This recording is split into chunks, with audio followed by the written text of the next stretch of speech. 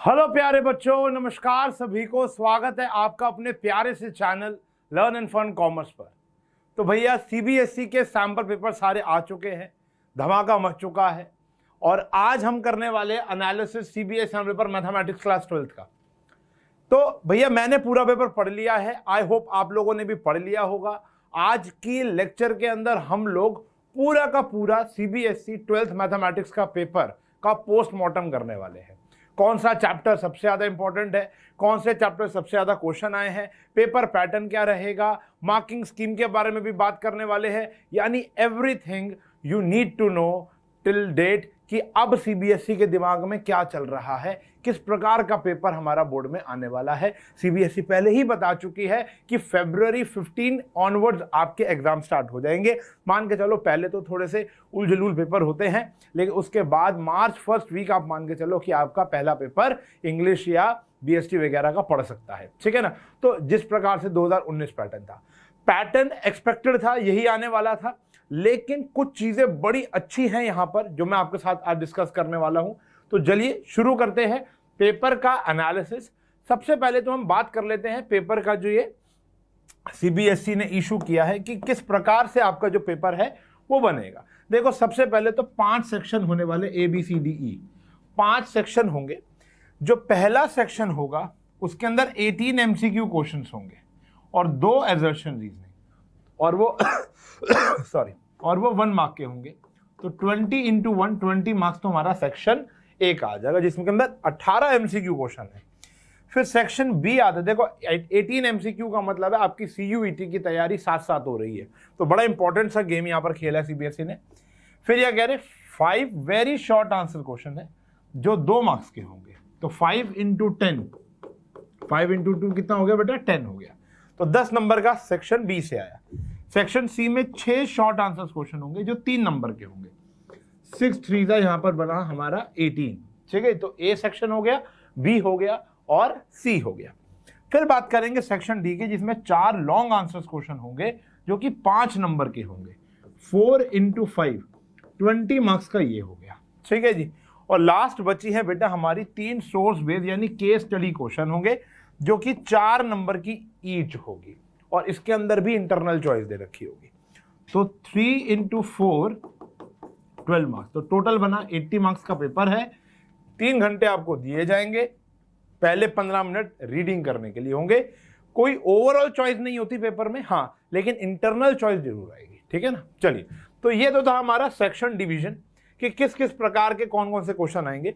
तो यानी अब बात वही है जो मैंने आपको उस दिन बताया था कि अब रट्टा मार पढ़ाई नहीं चलने वाली। 20 क्वेश्चन MCQ है, तो इंटरनली जो भी टॉपिक बेस्ड जो छोटे छोटे क्वेश्चन है उसके ऊपर हमको बहुत ज्यादा क्या करना पड़ेगा, फोकस करना पड़ेगा। चलिए अब हम बात करते हैं पेपर की जो आया कैसे है। देखो पेपर बहुत आसान पेपर है। अगर आपने गंभीरता से कोई चीज पढ़ी है, ऑनेस्टी से पढ़ी है, फोकस से पढ़ी है, एक बार भी पढ़ी है, तो पेपर बहुत आसान है। तो हम यहाँ डिस्कस करेंगे कुछ क्वेश्चंस के बारे में हम आपको बताएंगे कि आपको कैसे क्रैक करना है। तो देखो बहुत सिंपल है, each question carry 1 mark. This is section number A. पहले आता है if A is a skew symmetric matrix of order n। तो स्क्यू सिमेट्रिक मैट्रिक्स का किस प्रकार से होते थे AIJ, यानी जो एलिमेंट होते हैं वो किस प्रकार के होते हैं, इनमें से कौन सी बात सत्य है। कह रहे AIJ A/Ji, ऐसा नहीं है। AIJ not equals to 0, AIJ equals to 0 जब आई, देखो ऑब्वियसली बात है सी ऑप्शन है। अब मैं पेपर पढ़ चुका हूं ना, तो सीधा मेरा ध्यान यहीं जा रहा है। इसका कारण बता देता हूं कि एक स्क्यू सिमेट्रिक मैट्रिक्स के जो डायगोनल एलिमेंट होते हैं हमेशा 0 होते हैं, ठीक है ना। Diagonal element are always 0 always skew symmetric के। तो डायगोनल का मतलब क्या होता है, जब I और J बराबर, यानी A11 और A22, A33, A44 ये सारे क्या होने चाहिए, शून्य होने चाहिए, तब जाकर ये स्क्यू सिमेट्रिक मैट्रिक्स बनेगा। फिर आता है क्वेश्चन नंबर 2, बहुत ही सिंपल है। If A is a square matrix of order 3 और डिटर्मिनेंट ऑफ A ट्रांसपोज बोल लो या A बोल लो, बात एक ही होती है। A ट्रांसपोज का डिटर्मिनेंट या A का डिटर्मिनेंट में कोई फर्क नहीं होता, वो दे रखा -3। आपको ये निकालना है, ये आएगा दिस इनटू में दिस, ये भी -3 है, ये भी -3 है, आंसर आ गया 9। तो बहुत ही सिंपल से क्वेश्चन है, A आ गया। फिर एरिया ऑफ ट्राइंगल्स आप वेक्टर के अंदर पढ़ाई करोगे, वेक्टर में एरिया ऑफ ट्राइंगल का फॉर्मूला आएगा half A B into A C, यानी half magnitude of A B cross A C, यानी ए बी और ए सी दो को इनिशियल वेक्टर होने बहुत जरूरी है। जैसे ए सी और ए बी ये नहीं होगा, अच्छा ये भी हो सकता है, लेकिन यहाँ पर क्या दे रखा है 1/8 या 1/4 यहाँ पर, तो हाफ होता है half A C cross A B या B C cross B A, कोई भी दो को इनिशियल वेक्टर लेने। The value of K for which the function is continuous, ठीक है जी, ये तो भैया मोस्ट इंपॉर्टेंट क्वेश्चन हमेशा से रहा ही है।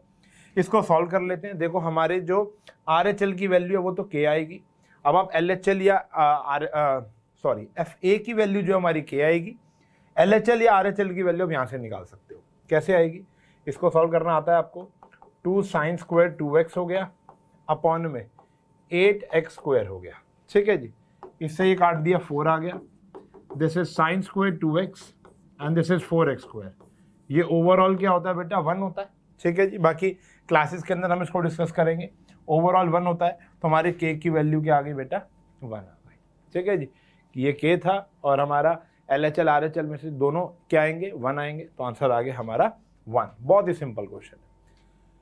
फिर कह रहे एफ डैश एक्स दे रखा है, ये आपको इंटीग्रेट मतलब एफ एक्स करना है। देखो बताया था एफ डैश एक्स से एफ एक्स जाओगे तो इंटीग्रेशन, एफ से एफ डैश एक्स आओगे तो डेरिवेटिव। अब आपको इंटीग्रेट करना है, तो हमारा एफ एक्स जो आ जाएगा वो क्या आ जाएगा integration of x plus 1/x dx, जो कि क्या होता है x का होता है x²/2 और 1/x का क्या होता है बेटा हमारा log x प्लस सी। तो ढूंढ लो, ये आ गया हमारा C option. No no no no, C option नहीं है, ऑप्शन है बी ऑप्शन, ठीक है जी। तो आंसर आ गया B option, x²/2 log mod x plus C. फिर m और n respectively are the orders and degree. Order और डिग्री डिफरेंशियल इक्वेशन का क्वेश्चन है बेटा ये, ठीक है ना, चैप्टर नंबर 9। देखो हर एक कहीं से भी चैप्टर से क्वेश्चन आ रहे हैं हमारे, ठीक है ना। तो ऑर्डर और डिग्री, अब क्या है इसका ऑर्डर और डिग्री बताना है, तो इसका डेरिवेट करना पड़ेगा। क्या होता है पावर में से 1 माइनस और डेरिवेटिव विदाउट पावर। तो ऑर्डर तो हो गया बेटा इसका सेकंड ऑर्डर, क्या हो गया सेकंड ऑर्डर, ऑर्डर हो गया 2 और डिग्री होती है उसी ऑर्डर की हाईएस्ट ऑर्डर की पावर, वो हो गया 1। मतलब ये वाली पावर नहीं देखनी, इसी की पावर देखनी है, वो है 1। 2 + 1 हमें क्या निकालना है m + n, तो आंसर आ गया 3। Very simple question. फिर एक इनइक्वालिटी यानी एलपीपी का क्वेश्चन आया भैया। ये एलपीपी में कह रहे हैं कि 3x + 5y <= 4 है। अगर हम इसका ग्राफ बनाएं तो ये कहीं ना कहीं इस प्रकार से चला जाएगा, ठीक है जी, और <= 4 है, तो अगर हम इसका जीरो टेस्ट करेंगे तो कहीं ना कहीं यहाँ आ जाएगा, ठीक है ना। अब ये क्या कह रहे हैं, इसका आंसर क्या होगा, an open half plane not containing the origin. देखो ओरिजिन तो कंटेन होगा, तो ये वाला ऑप्शन तो नहीं है। An open half plane containing the origin, open half plane है containing the origin. The whole X Y plane not containing the line, बिल्कुल देखो ये वाला आंसर आया। पूरा का पूरा एक्स वाई प्लेन लेना है, पूरा का पूरा एक्स वाई प्लेन लेना है जिसके अंदर ये लाइन ना हो, तो ये पूरा का पूरा सॉल्यूशन आ जाएगा जिसके अंदर ये लाइन, क्योंकि लाइन इंक्लूड क्यों नहीं, क्योंकि यहाँ पर इक्वल्स टू का साइन नहीं है। जब इक्वल्स टू का साइन होता है तो लाइन इंक्लूडेड होती है, जब इक्वल्स टू का लाइन साइन नहीं होता तो लाइन को आप डॉटेड बनाते हो। तो इसका ऑप्शन आएगा सी मेरे हिसाब से।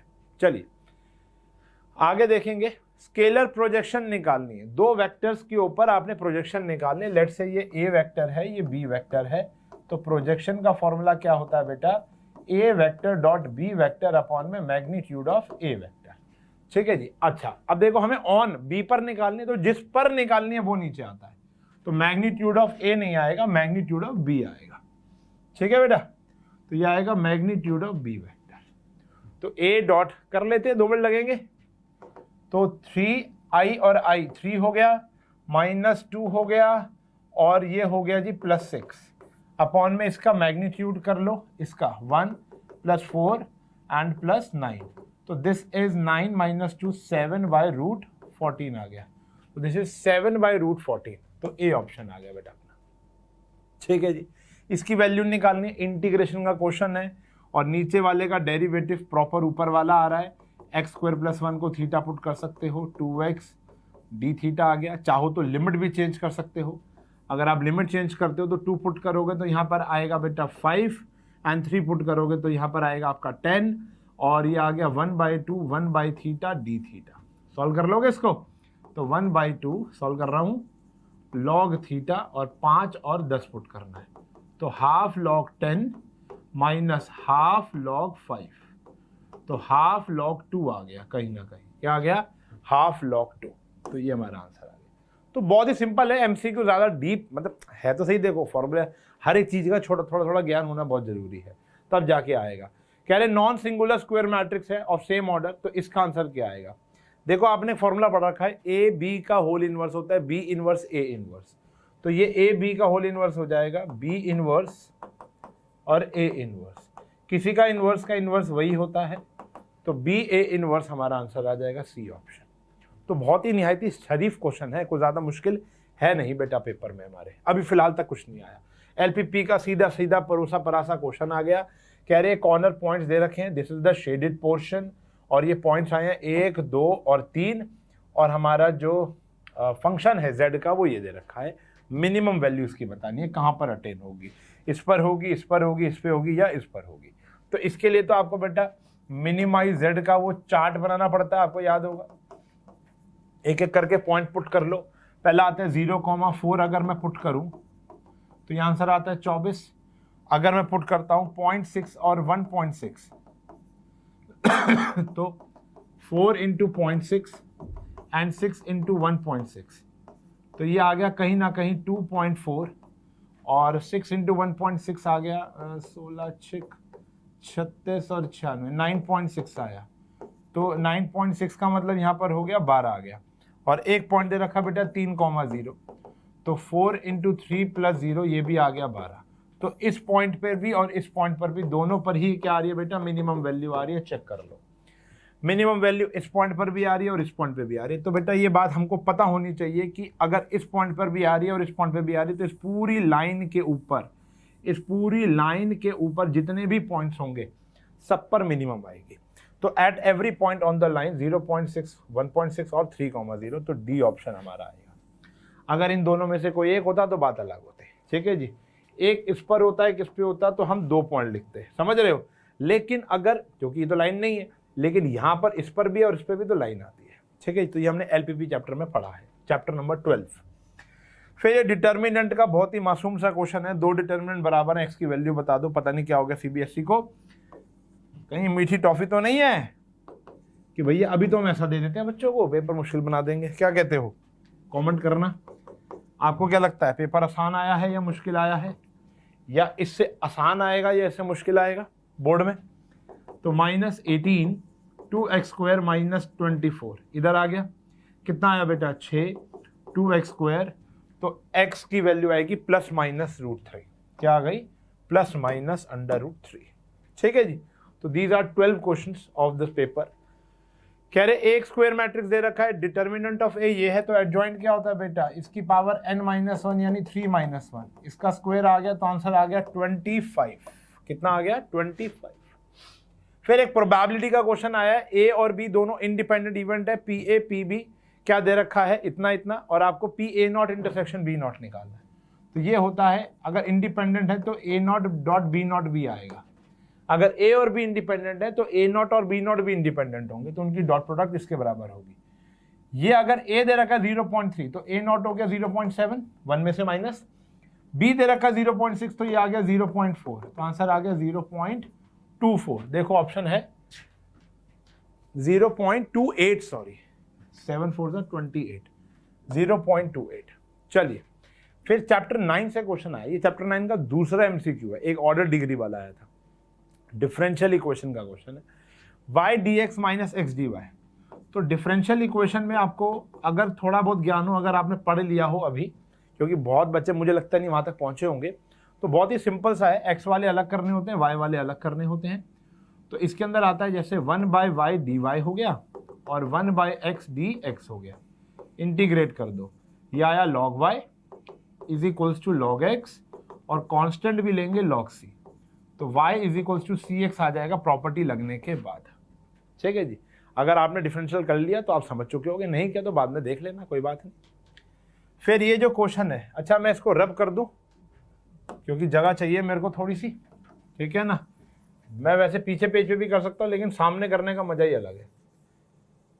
चलो नहीं किया तो पीछे जाके स्क्रीनशॉट ले लेना, ये तो यहीं लिखा रहने देते हैं। फिर आता है y इज इक्वल टू, ये एनसीईआरटी का क्वेश्चन है बेटा, हमारी एनसीईआरटी का क्वेश्चन है, y is equal to sine inverse x। तो y डैश क्या हो जाएगा, 1/√1 माइनस एक्स स्क्वायर, इधर आ जाएगा y dash 1 minus x square equal 0। अब सेकेंड ऑर्डर ये सेम है, तो -2x/√1 माइनस एक्स स्क्वायर, और ये सेम है 1 माइनस एक्स स्क्वायर, और साथ में आ गया y double dash equals to 0। आपको वैल्यू निकालनी है 1 माइनस एक्स स्क्वायर इसकी, तो एलसीएम ले लिया जाए बेटा, -2xy dash plus 1 minus x square का whole square y double dash equals to 0। तो आपको कहीं ना कहीं इसकी वैल्यू निकालनी है, वो वैल्यू वहाँ जाके क्या हो जाएगी, 2xy डैश क्या हो जाएगी, 2x, तो 2 तो आ नहीं रहा, अच्छा 1/2, यहाँ पर भी तो था, 2 से 2 कट जाएगा ना, तो ये भी कैंसिल हो गया, तो आंसर आया xy डैश। आंसर क्या आ गया, xy डैश। ठीक है जी भाई, देख लो, एक स्टेप और कर देता हूँ यहाँ से काट के दोबारा से। जब आप एलसीएम लोगे, ये तो बचा भैया -xy डैश, एलसीएम लोगे तो 1 minus x square y double dash equals to 0 आ गया, ये वहाँ चला जाएगा, 1 minus x square y double dash की वैल्यू क्या आ गई, xy डैश, तो xy डैश आ गया हमारा। ठीक है जी। अब ये कह रहे हैं अगर दो वेक्टर्स दे रखे हैं a और b, a का डिटर्मिनेंट है, b का डिटर्मिनेंट है, a डॉट b दे रखा है, तो आपको इसकी वैल्यू निकालनी है। कुछ नहीं होता बेटा इसमें ना, वेक्टर अगर आपने कर लिया तो समझ जाओगे, स्क्वेयरिंग कर देते हैं। इसके स्क्वायर की वैल्यू हो गई a square plus b square minus 2ab, तो a डॉट b आ गया। तो बस इसकी वैल्यू आपको पता है, 2 का स्क्वायर कितना होता है 4, 3 का स्क्वायर कितना होता है 9, और ये आ गया 36, और ab कितना होता है बेटा 4।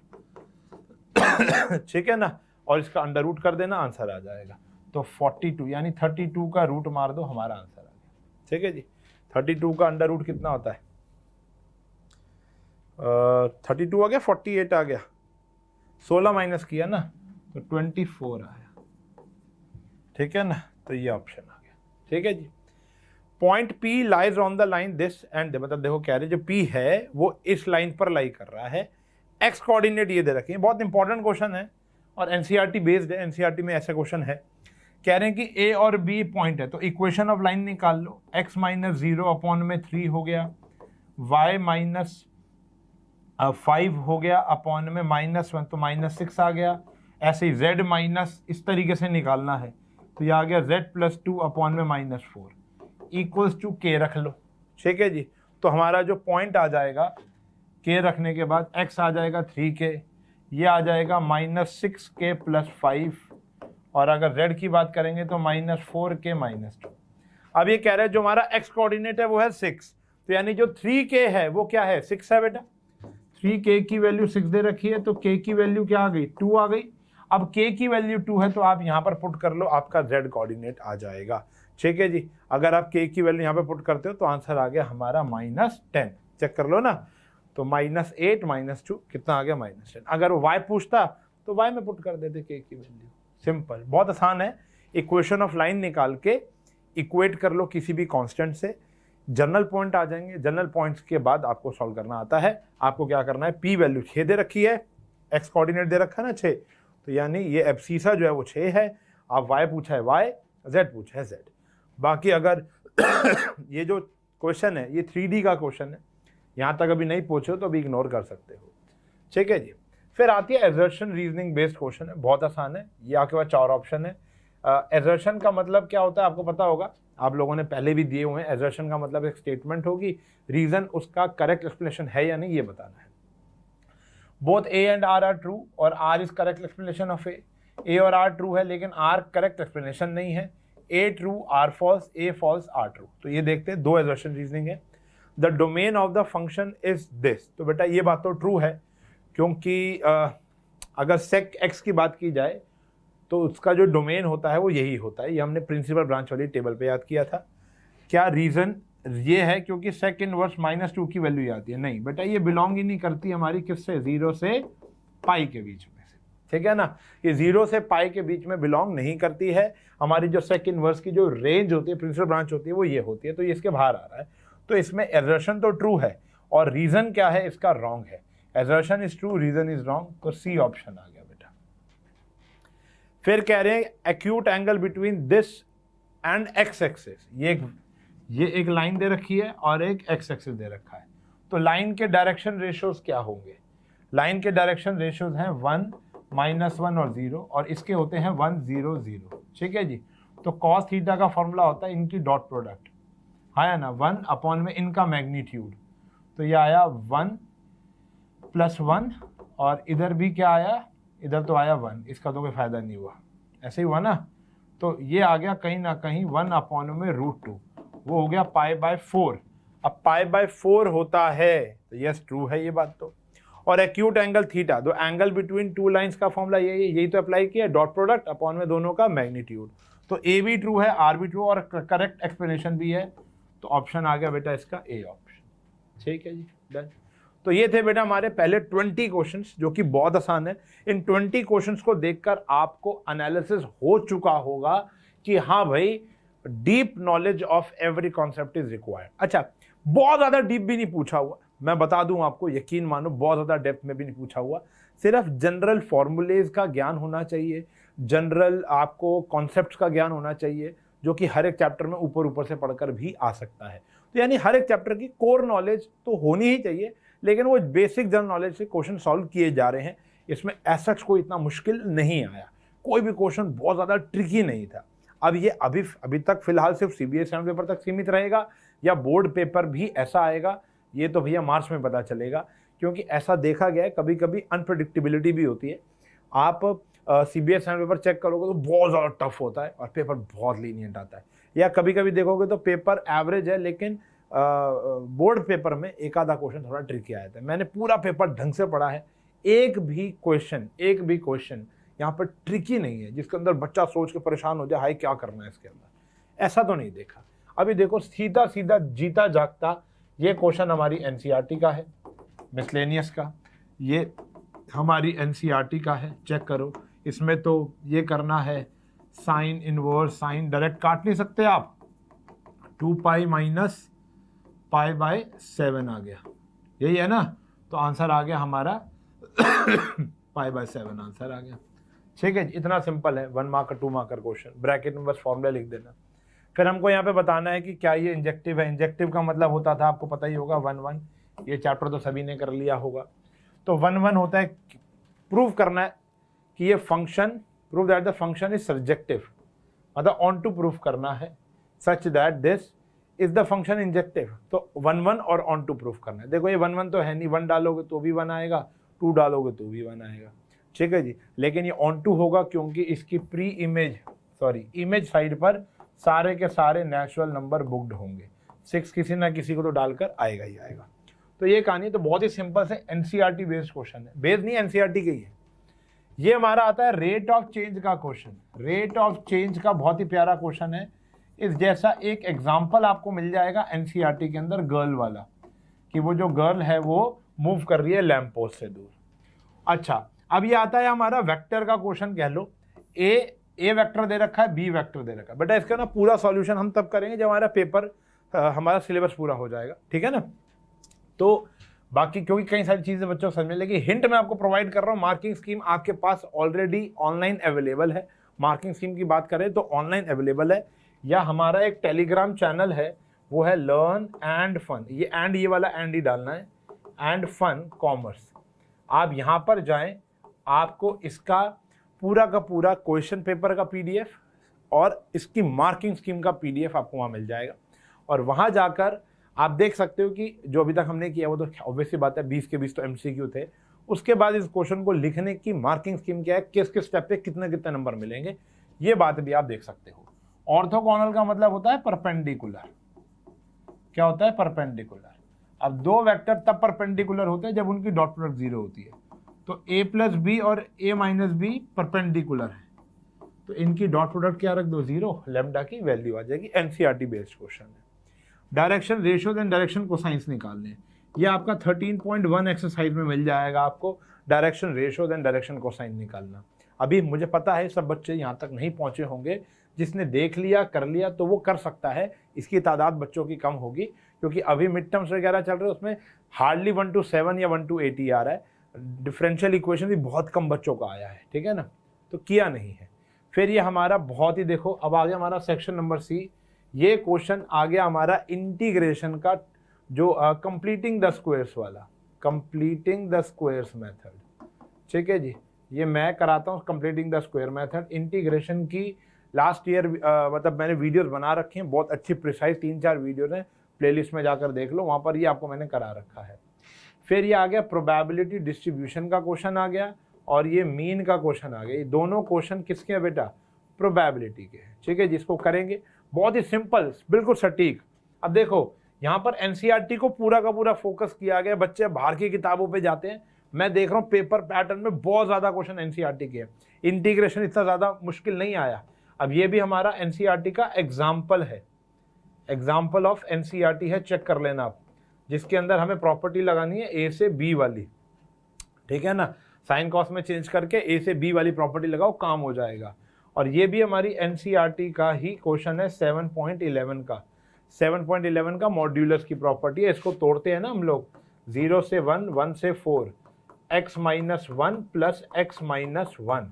अब यहाँ पर इनके बीच में कुछ पुट करूँगा तो नेगेटिव आएगा, इनके बीच में कुछ पुट करूँगा तो पॉजिटिव आएगा। इंटीग्रेशन तो कर लिया होगा, तो ये 7.11 का क्वेश्चन है।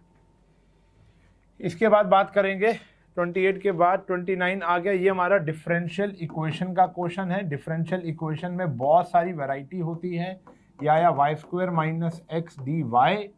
अब यहाँ पर ये पार्शियल फ्रैक्शन भी होमोजीनियस इक्वेशन भी हो सकता है, या इंटीग्रेटेड फैक्टर भी हो सकता है। ये पता चलता है हमको जब हम निकालते हैं dy/dx। तो ये आया हमारा dy/dx। अब हमें निकालना पड़ेगा dx/dy, क्योंकि ये टूट नहीं रहा, अलग अलग कर लेंगे dx/dy। ये आ गया y - x/y। तो ये इंटीग्रेटेड फैक्टर का क्वेश्चन है, ये बिल्कुल 100% किसका क्वेश्चन है? IF का, इंटीग्रेटेड फैक्टर का, ठीक है जी। पहुंच गए हो तो कर सकते हो, वरना नहीं। अच्छा, ये वाला हमारा होमोजीनियस का क्वेश्चन लग रहा है मेरे को। ये वाला क्वेश्चन किसका है? होमोजीनियस का है, ये भी डिफरेंशियल का है, चैप्टर नंबर 9। फिर आती है बात एलपीपी की। एलपीपी का ये क्वेश्चन आई होप सबने पढ़ लिया होगा, नहीं पढ़ा तो अभी पढ़ लेंगे। ये भी बहुत ही सिंपल और डायरेक्ट फॉर्मूला क्वेश्चन है, कुछ ज़्यादा मुश्किल नहीं, ग्राफ बनाना है और नंबर लाने हैं, ठीक है। अब ये हमारा इंटीग्रेशन का क्वेश्चन है, बताया हुआ है जब ऊपर की पावर बड़ी होती है नीचे से तो हमें क्या करना पड़ता है? डिवाइड। अब जैसे ही डिवाइड कर लोगे, कराऊं डिवाइड, इसको डिवाइड करना पड़ेगा, x³ + x + 1, या आया x² - 1, x से करेंगे तो x³ आ गया, यह आ गया -x माइनस और प्लस, यह आया 2x + 1, खत्म हो गया। अब ये क्वेश्चन टूट गया, x और 2x + 1 अपॉन में x² - 1, ये सॉल्व हो जाएगा। इसको भी अलग ले लो, x² - 1 सब्स्टिट्यूशन से हो जाएगा, और ये वाला हो जाएगा जो मैं पढ़ाता हूँ, जिस मेथड का नाम मैं बोलता हूँ 12 फार्मूला मेथड, ठीक है जी। इसका डायरेक्ट फार्मूला होता है हमारे पास 1 अपॉन में x² - a², तो ये आप लगा सकते हो, ठीक है ना। तो बहुत ही सिंपल से क्वेश्चन है, मुश्किल नहीं है। फिर ये क्वेश्चन आया बेटा हमारा AOI का। AOI का अभी तक एक ही क्वेश्चन है, तो यानी AOI का 5 नंबर का एक डायरेक्ट क्वेश्चन आएगा, जिसके अंदर आपको बनाना है, ये आ गया हमारा प्राबोला आ गया, ये वाला प्राबोला है, और y = x ये दे रखा है, और x = 2 दे रखा है, x = 2 कहीं ना कहीं ऐसे आ गया। तो ये वाला पोर्शन का एरिया निकालना है। AOI चैप्टर का क्वेश्चन है, इसको बहुत जल्द हम लोग करेंगे, आसान सा क्वेश्चन है, कुछ मुश्किल नहीं है। फिर ये आ गया हमारा चैप्टर नंबर 1 से 5 नंबर का क्वेश्चन। देखो ये तो परंपरा चलती आ रही है, जब फुल फ्लेज पेपर हुआ है तब तक रिलेशन फंक्शन से 4 नंबर 5 नंबर जो बड़ा वेटेज का, जैसे 6 नंबर का तो 6 नंबर का आता है, 5 का है तो 5 का आता ही आता है, कोई रोक नहीं सकता। तो ये 2 क्वेश्चन है। ये एक क्वेश्चन थोड़ा सा नया है हमारे लिए, बाकी जो ये क्वेश्चन है हमने कई बारी कर रखे हैं, और ये तो कई बारी बोर्ड पर हम लोगों ने भी कराया है। आप अगर जाकर देखोगे तो RNF की वीडियोस के अंदर भी ये क्वेश्चन आपको मिल जाएगा, ठीक है ना।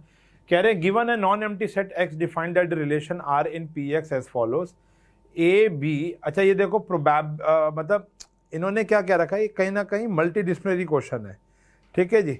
और फंक्शन क्या कह रहा है, A B belongs to R if A is subset of B. तो आपको केसेस लेने पड़ेंगे, ए बी का सबसेट है तो भी ठीक, नहीं है तो भी ठीक।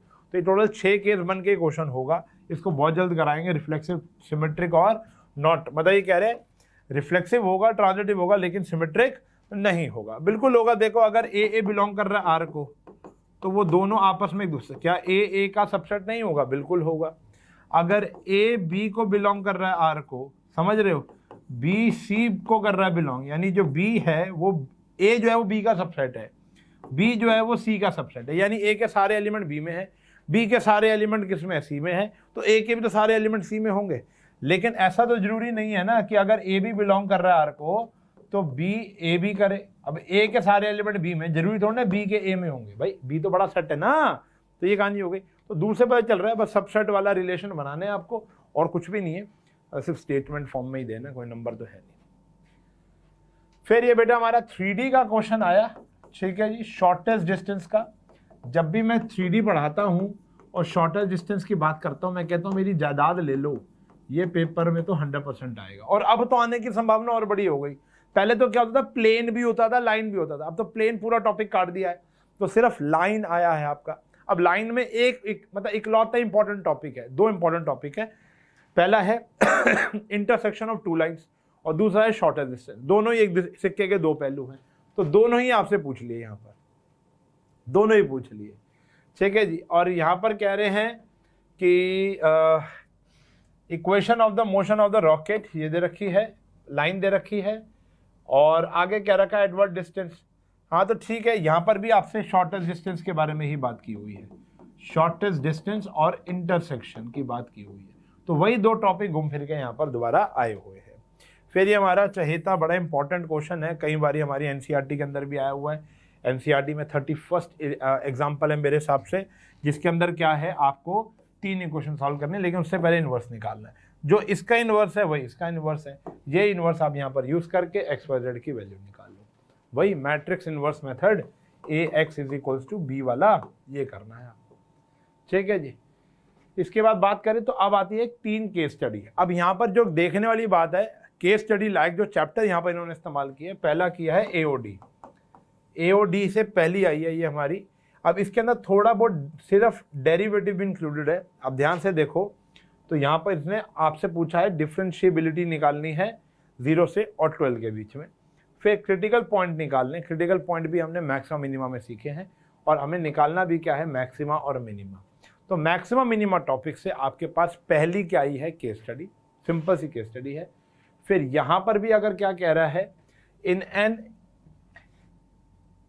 इलिप्टिकल, यानी इलिप्स हो गया ना, sports field the authority wants to design a rectangular soccer field within. तो यहाँ पर इसके अंदर हमें एक रेक्टेंगल बनाना है, तो इसके अंदर आपने क्या बना लिया, रेक्टेंगल बना लिया। तो अभी तक हमारा क्या चल रहा था बेटा, स्क्वायर के अंदर सब कुछ ना, तो यहाँ आ गया इलिप्स के अंदर रेक्टेंगल बना लिया। इलिप्स के अंदर हमने आपको पॉइंट बता रखे हैं, जो भी होता है वो आता है a cos थीटा और b sin थीटा की फॉर्म में होते हैं। ये बेस बनाकर काम होगा। ये भी क्वेश्चन जो है हमारा वो किसका है बेटा, एओडी का, यानी मैक्सिमम मिनिमा का। चेक कर लो यहाँ पर भी आपको क्या करना है, maximize the area, second order derivative test करना है। तो ये भी हमारा मैक्सिमा और मिनिमा का है। तो यहाँ पर 2 केस स्टडी आ चुकी है, 37 और 36, ये दोनों मैक्सिमा मिनिमा की है। आखिरी वाली जो केस स्टडी है वो प्रोबेबिलिटी की है, एज एक्सपेक्टेड, ठीक है जी। बेटा लास्ट ईयर कोविड के अंदर भी जो हमारा फाइनल पेपर हुआ था, तो वहां पर भी 2 केस स्टडी आई थी, दोनों की दोनों केस स्टडी, पहली वाली हमेशा एओडी की होती थी, दूसरी वाली प्रोबेबिलिटी की होती थी। तो अभी मान के चलो कि ये 3 केस स्टडी में से एक केस स्टडी एओडी की, एक प्रोबेबिलिटी की आएगी। एक हो सकता है मैक्सिमम मिनिमा की ना हो, वैसे पैटर्न में तो दे रखा है कि उसी की होगी। ये हमारी इसकी ना कहकर या तो डिफरेंशियल इक्वेशन की दे सकते हैं या मैट्रिक्स और डिटर्मिनेंट की भी दे सकते हैं, ठीक है ना। बाकी उम्मीद यही है कि 2 एओडी की रहेंगी और एक इसकी रहेंगी। तो देखो एओडी काफ़ी अच्छा खासा चैप्टर हो गया। ये हमारा प्रोबेबिलिटी का है कि वो शॉर्ट लगी नहीं। ये एक्चुअली ना ये पुलिस और डकैत वाला क्वेश्चन है हमारे यहाँ पर। जब ये हम पढ़ेंगे ना चैप्टर पुलिस और डकैत, अगर आप जाओ तो मेरे पिछले साल की वीडियोस वहाँ पर होंगी, तो मैंने डकैत और पुलिस वाला क्वेश्चन करा रखा है। तो उसके अंदर ये वही वाला क्वेश्चन उठ के यहाँ पर आ गया।